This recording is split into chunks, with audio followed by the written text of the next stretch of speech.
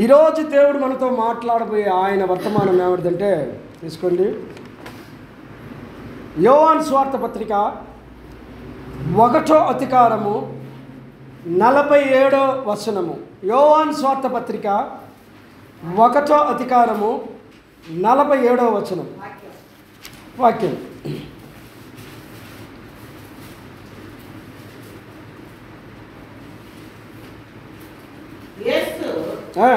Nathan வேலை நம்மிடத்தில் வரக்கண்டு அவனை குறித்து இதோ కపటమற்ற ఉత్తమ ఇశ్రాయేలునే అన్నారు. ఓకే, చాలు. తెలుగులో ఒకరు 46 నుంచి 48 వరకు చదవండి. తెలుగులో యోహాను 1:1లో 46 నుంచి 48 వరకు తెలుగులో ఒకరు.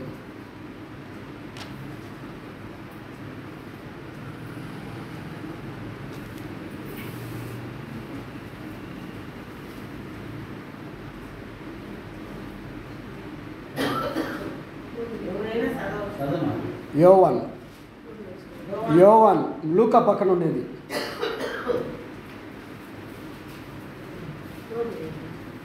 அதற்கு நத்தான்வேல் நாசரேத்திலிருந்து யாதொரு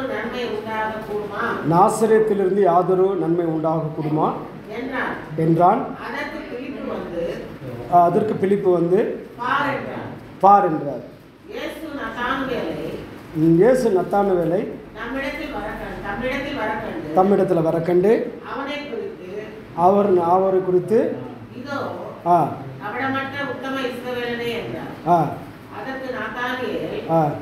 நீர் என்னை எப்படி அறிவீர்? இயேசு அவனை நோக்கி, பிலிப்பு உன்னை அழைக்கிறதற்கு முன்னமே நீ அத்திமரத்தின் கீழ் இருந்தபோது உன்னை கண்டேன் என்றார். సాల్మా తెలుగులో ఒకరు గట్టిగా చదవండి.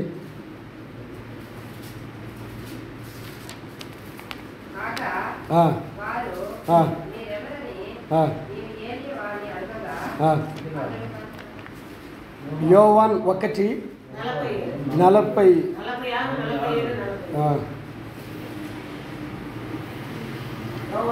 అందుకు నతనయేలు నజరేతులో నుండి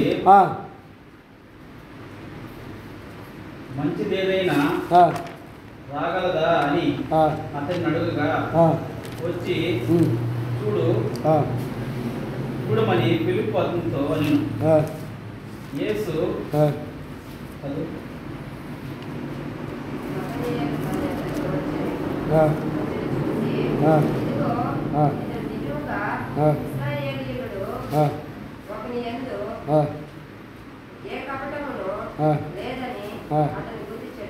సాల్మా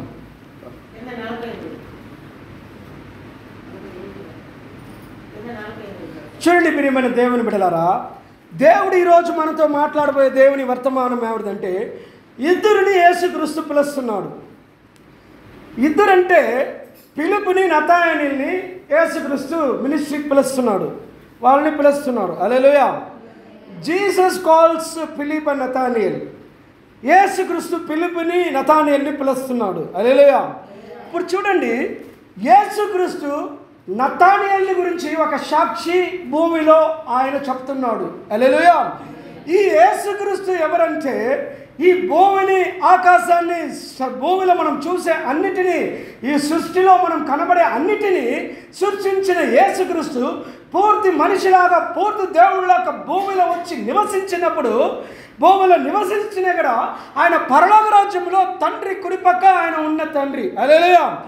అక్కడ ఉండి ఇక్కడ ఊపిరితో మనిషిలాగా జీవించేటప్పుడు నతానయేలు గురించి ఆయన ఒక సాక్షి చెబుతున్నాడు. ఇక్కడ ఏమని సాక్షి చెబుతున్నాడంటే, ఇక్కడ 47వ వచనంలో ఈ విధంగా సాక్షి చెబుతున్నాడు. తెలుగులో గట్టిగా చదవండి. 47 గట్టిగా చదవాలా? తమిళలో పడిగా.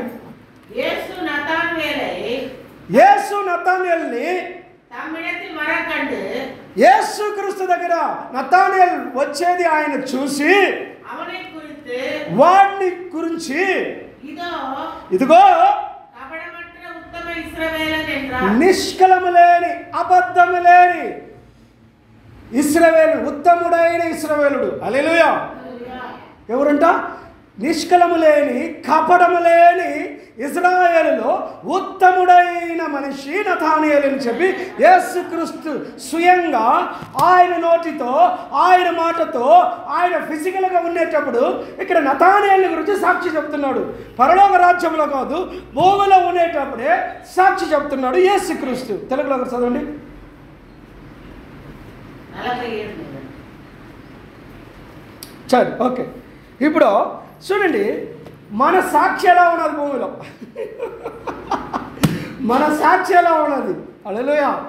నా సాక్షి ఎలా ఉన్నది భూమిలో? ఇజ్రాయేలులో కొన్ని లక్షల మంది ఉన్నారు. హల్లెలూయా. అన్ని లక్షల మందిలో నతానియేలు గురించి ఆయన సాక్షి చెప్తున్నాడు. హల్లెలూయా.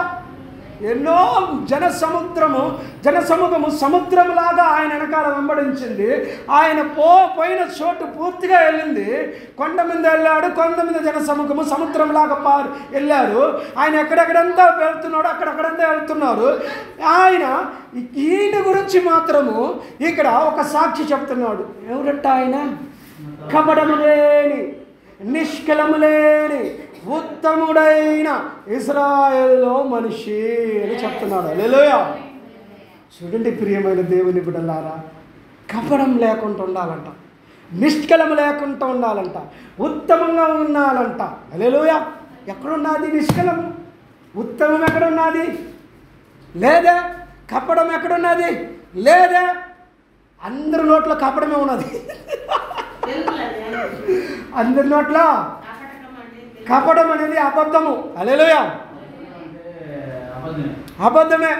లేనిది చెప్పేది, అబద్ధంగా చెప్పేది, పొయ్యి సాక్షి చెప్పేది, అబద్ధ సాక్షులు చెప్పేది, ఇవన్నీ దాంట్లో కలిసి వస్తుంది. హృదయంలో ఒకటి పెట్టుకుంటారు, బయట ఒకటి చెప్తారు, లేనిది ఒకటి చెప్తారు, ఉన్నది దాచిపెట్టేస్తారు. హల్లెలూయా. కపటం అనేది ఒక మనిషికి నేర్పించటం లేదు, నేర్చుకుంటున్నాము. హల్లెలూయా. తల్లి గర్భంలో పిండముగా ఉండేటప్పుడే బిడ్డ బయట వచ్చేటప్పుడు కరెక్ట్గానే ఉన్నది. హల్లెలూయా. లోపల కూడా కొన్ని కార్యాలను నిజం చేస్తూ ఉంటుంది బిడ్డ. తల్లిదండ్రులు చెప్పే మాటలు, వేసుకునే జగడాలు, తల్లిదండ్రులు చేసుకునే మాటలు, ఇవన్నీ కడుపులో ఉండే బిడ్డ ఇంటానే ఉంటుంది. హల్లెలూయా. బయట వచ్చి ఏమవుతుందంటే అది ఎక్స్పాండ్ అవుతుంది. హల్లెలూయా. అది ఫలితమించేదానికి ఎక్స్పాండ్ అవుతుంది. అక్కడి నుంచి స్టార్ట్ అవుతుంది, పాపంలో స్టార్ట్ అవుతున్నది. బయట వచ్చినప్పుడు మనం చంద్రమామని గురించి అబద్ధం చెప్తాము, దెయ్యం గురించి అబద్ధం చెప్తాము, ఏదో చందమాముడి గురించి అబద్ధం చెప్తాము. హల్లెలూయా. అదో చూడు చందమాముడిని చూస్తున్నాడని చెప్తాము, నేర్చుకుంటాం.